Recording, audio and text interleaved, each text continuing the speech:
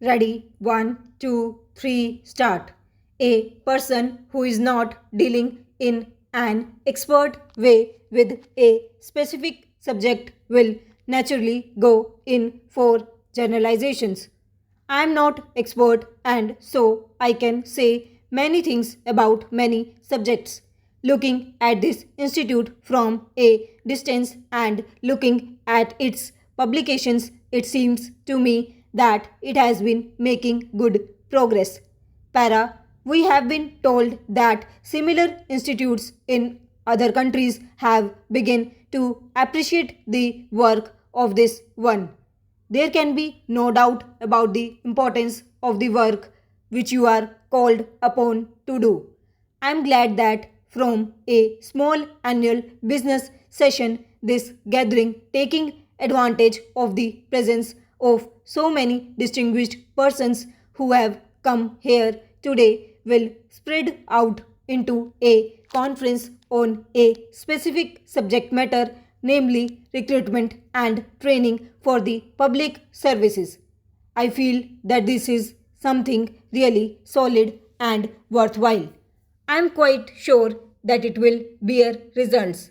It may be that the results are not very obvious, but it will, in any case, be an earnest discussion of subjects of high importance. Para, I often wonder how we should approach these subjects.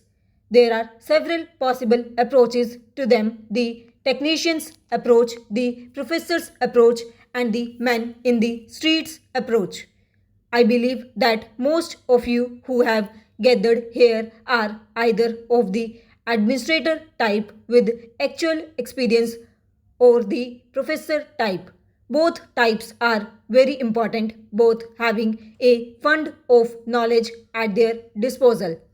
It may be said, however, that neither of these two types represents the man in the streets approach. I do not think the man in the streets approach is likely to be well informed or even very helpful. However, it is obviously an important approach because it is the man in the street or the man in the field who counts, because after all it is him that the administration is ultimately meant to serve.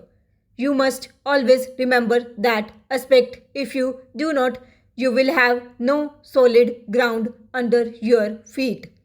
It is worthwhile to repeat this because the administration not only has to be good but has also to be felt to be good by the people affected.